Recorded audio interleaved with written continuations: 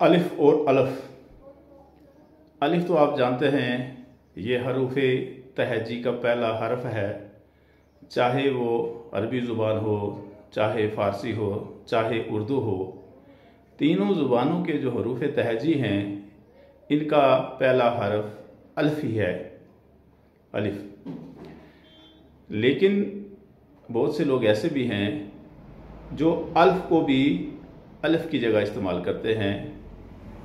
आप देखें यूट्यूब में भी एक ड्रामा है, उस ड्रामे में गीत गाया जा रहा है अलिफ लैला अलिफ लैला अलिफ लैला। हालांकि ये अल्फ लैला है, अलिफ लैला नहीं है। अलिफ जो है, जब हम सिंगल डिजिट या एक हरूफ तहजी का पहला हर्फ अलिफ की बात करते हैं, अगर हम उसको जैसा कि उसकी सिंबल है लिखेंगे तो सिर्फ एक खड़ी लकीर नीचे को आएगी, अलिफ। लेकिन अगर हम उसे उर्दू ज़बान में जैसे उसके हरूफ हमारे मुंह से अदा होते हैं, वो सिर्फ एक लाइन अदा नहीं होती बल्कि अलिफ अदा होता है, जिसमें सिंगल डंडा है, नीचे एक लकीर है, लाम है और फे है, और उस लाम के नीचे ज़ेर लगेगी, वो मुतहर्रक हो जाएगा और वो अलिफ बनेगा। जबकि अलिफ जो है उसमें लाम साकिन रहेगी और उस अलिफ के मानी 1000 के हैं, जैसा कि दास्तान अलिफ लैला है। अलिफ लैला के मानी 1000 रातें। आपने सुना होगा कि किसी ज़माने में किसी मुल्क में, कुछ कहते हैं ईरान में या कहीं, कोई एक बादशाह था, उसने अजीब तबीयत पाई थी कि वो शादी करता और अपनी मलका को कहता, जब पहली रात होती कि मुझे कहानी सुना, वो कहानी सुनाने लगती, लेकिन कहानी ख़त्म हो जाती, रात ख़त्म ना होती। उसकी मर्ज़ी थी कि सुबह होने तक मैं कहानी सुनता रहूं। लिहाजा वो सुबह उस औरत का, उस नई नवेली दुल्हन का काम ही तमाम कर देता। इस तरीके से उसने बहुत सारी लड़कियों से उनके साथ ऐसा किया, लेकिन बाद में उसको कोई होशियार, एक ज़ीरक और बहुत ही ज़हीन तरीन लड़की से वास्ता पड़ा, जो कि उसको पूरी रात कहानी सुनाती रही। कहानी एक नहीं थी बल्कि कहानी के बीच में से कहानी जन्म लेती थी, और करते करते दूसरी रात भी उसने कहानी सुनाई, और करते करते उसने 1000 रातों तक उसको कहानियाँ सुनाई। और फिर वो जो किताब मरतब हुई उसका नाम रख दिया गया अलिफ लैला, कि ये दास्तान है जो 1000 रातों पे मबनी है। इसमें कितनी कहानियाँ हैं, बहुत ज़्यादा कहानियाँ हैं, इसमें छोटी छोटी कहानियाँ हैं। तो लिहाजा हम में से बहुत सारे अलिफ को भी अलिफ की जगह इस्तेमाल करते हैं, हालांकि इनमें वाज़िया फ़र्क है। ये दोनों अल्फाज अरबी, फ़ारसी और उर्दू ज़ुबानों में मुस्तआमल हैं, लेकिन इनका फ़र्क है, वाज़िया फ़र्क है।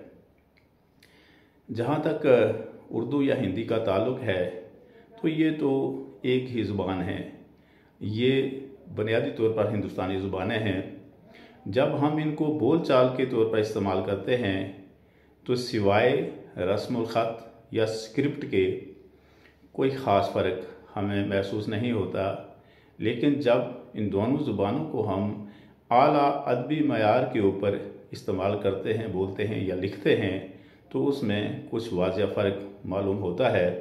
लेकिन फिर भी चूँकि उर्दू और हिंदी वाले ये साथ साथ रहते आए हैं सदियों से, लिहाजा ये उन मुश्किल अल्फाज को भी समझ लेते हैं।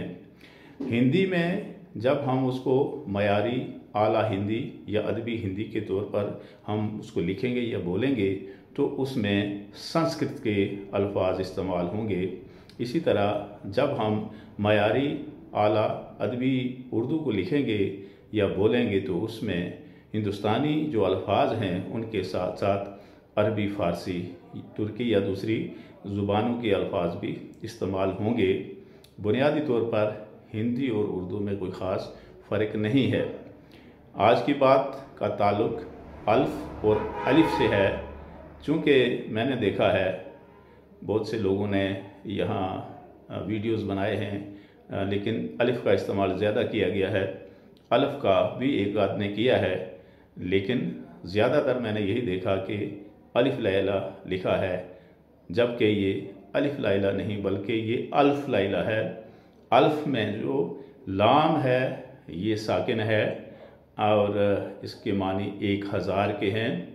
तो लिहाजा जो भी कोई मेरी बात को सुने और आइंदा उसे इसी हिसाब से अपनी ज़ुबान में इन अल्फाज को इस्तेमाल करना चाहिए।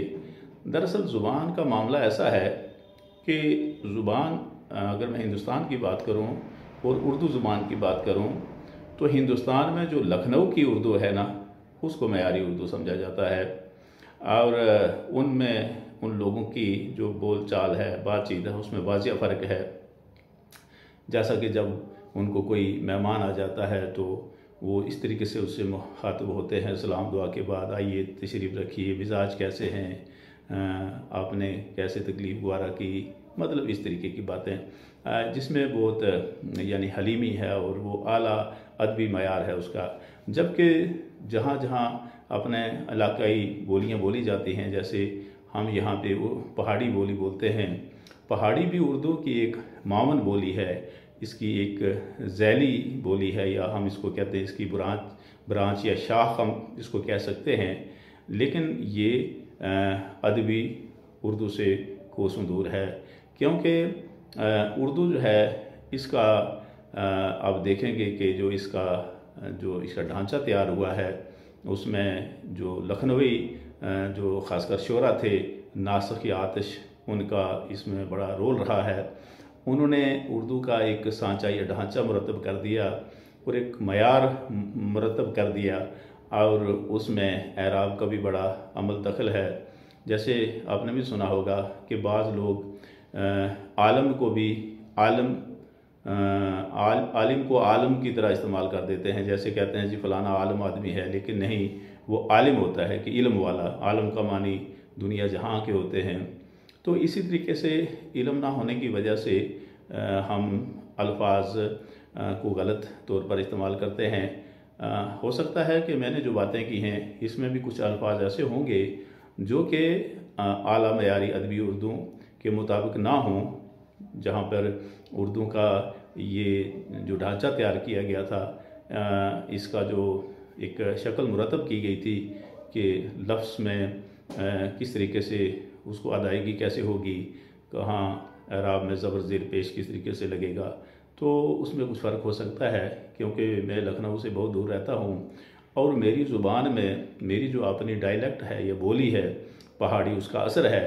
तो ये एक कुदरती बात है कि वो जो हमारी मदर टंग होती है, जिसको हम मादरी ज़ुबान कहते हैं या बोली, उसका भी असर हमारी ज़ुबान पे होता है। लेकिन फिर भी जहाँ इंसान को पता चल जाता है कि भाई हाँ, ये जो लफ्ज़ बोला जा रहा है इसके ज़ुबान में कुछ दूसरे मानी हैं, या यहाँ पे ये लफ्ज़ नहीं लगना चाहिए था, दूसरी जगह लगता है, तो फिर एक दूसरे से उनको बता देना चाहिए, इंटरेक्शन कर देना चाहिए। मेरी बातों में भी अगर कुछ फ़र्क हो तो जो व्यूअर्स हैं उनसे रिक्वेस्ट है कि वो बताएं कि जो मैंने अल्फाज इस्तेमाल किए हैं अपनी ज़ुबान में, इन बातचीत में, जो उसमें कहाँ कहाँ फ़र्क है, उर्दू ज़ुबान का जो असली इसका रूप है, रंग है, जो इसकी शक्ल व सूरत है, उसमें अगर कहीं कोई ख़राबी मेरी अल्फाज या मेरी बातों में हुई है तो बता सकते हैं। क्योंकि ये इंटरेक्शन होता है, इंसान से सीखता है। इंसान पैदा होने से मरते दम तक सीखता रहता है। बहुत सी बातें ऐसी हैं जो हम पहले ना सीख सके, आज सीख रहे हैं, और आइंदा भी जब तक ज़िंदगी है सीखते रहेंगे। सीखना ही कामयाबी है। चुप करके बैठ रहना वो कामयाबी नहीं। पानी चलता रहेगा तो साफ़ व शफाफ रहेगा। पानी अगर एक जगह खड़ा हो जाएगा तो वो गंदा हो जाएगा, वो पीने के या इस्तेमाल करने के लायक नहीं होगा।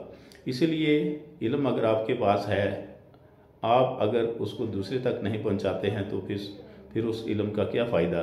जहाँ तक हो सके इल्म की इशाअत होनी चाहिए। दरस व तदरीस का ये जो सिस्टम है ये जारी रहना चाहिए। इसी से ही इंसानियत की बका और तरक्की, इसी में ही इंसानियत की बका और तरक्की का राज मुज़मिर है।